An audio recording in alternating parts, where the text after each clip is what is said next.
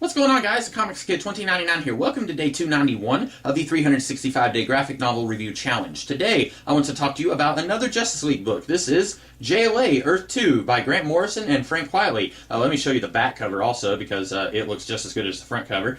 So I just spent a little over a week talking about Grant Morrison's ongoing Justice League run, and as soon as that run ended, he pops out a 3-issue miniseries with Frank Quitely, once again writing the Justice League. And I imagine the reason this was not part of his ongoing run was because whenever you get to the end of his run, it feels like everything that he was doing up to that point is tying together and is coming together for this big finale. And this story with the crime syndicate from Another Earth, it would not have really fit in with everything that he was tying together over the course of 40-something issues. This really feels like a separate thing. It's still a very good story. It still uses the same characters that he was using in his JLA run, but it would not have felt like it belonged as part of that big, long 40-something issue arc, if that makes any sense. And also, he was collaborating with Howard Porter over the course of that entire run. The only time we ever saw other artists on that run was when they were working on a fill-in issue by someone like Mark Waid or Mark Millar or J.M. DeMatteis. So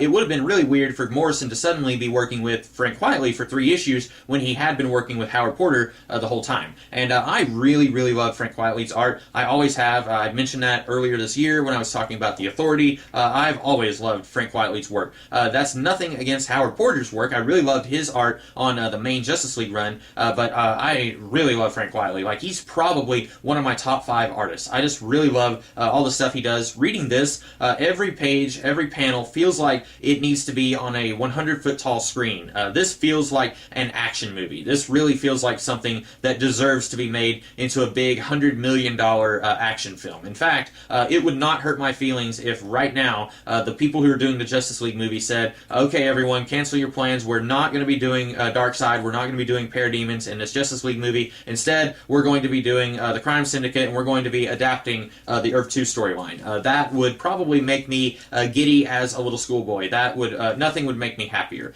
This story is really great, and really, when you get right down to it, it's just a love letter to the old 1960s Justice League comics where they would fight the Crime Syndicate in those JLA JSA team-up stories. And I mentioned a few days ago that I used to really love those JLA JSA team-up stories. This is really just a big, awesome love letter to those comics. But I feel like Grant Morrison is taking that concept, taking those ideas, and making it smarter. You go and read the first appearance of the Crime Syndicate, and it's pretty good, but there's ways that they could have improved it. There's ways they could have taken that concept even further, and maybe they wouldn't have been able to have done that in the 1960s, but I feel like Morrison is taking the basic ideas and just running with them to their logical extent.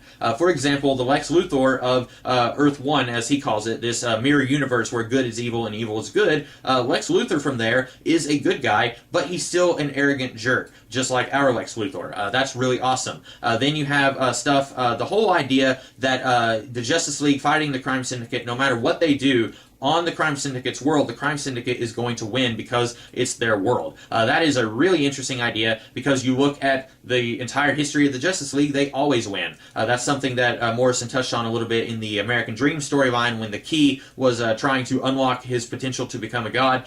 He said the Justice League always wins, so he's using that to his advantage. Here, that is being used against the Justice League. They can't win against the Crime Syndicate because the Crime Syndicate are them.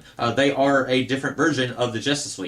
And so they are going to win on their world. The Justice League are going to win on their own world. So it's kind of a very morbid look at the way this whole dichotomy works. And this Crime Syndicate team, they have shown up a couple of times after this story. I know that I believe Kurt Busiek used them in an arc on Justice League that came a few years later. Personally, I didn't really like the way that Busiek used them because he kind of took away this whole idea that the Crime Syndicate is always going to win on their Earth. Personally, I feel like that was one of the more interesting ideas about this book. But anyway, this book is very solid. I really like the way that he handles the Crime Syndicate, how he makes them them very similar to the Justice League. They're just bad guys. Owlman acts very similar to the way Batman acts, and Ultraman, you look at his pose and you look at the way he acts, in a lot of ways he's very similar to Superman. He's just a bad guy. I really love the way that this basically just slightly twists the Justice League into evil bad guys. It's not like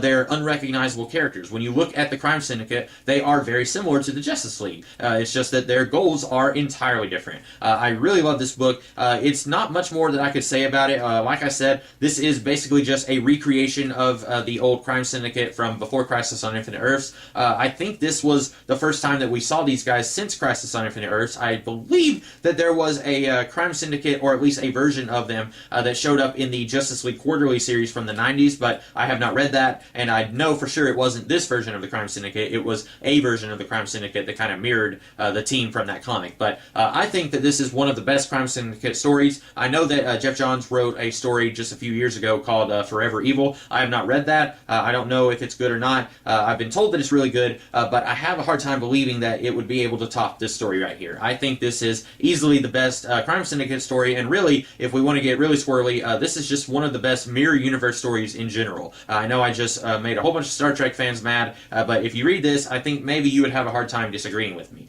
So those are my thoughts on JLA Earth 2. I hope that you guys liked this story, and if you did, be sure to like, share, comment, and subscribe, and I will be back tomorrow with a different video. In the meantime, you guys have a great rest of the day. Catch you later.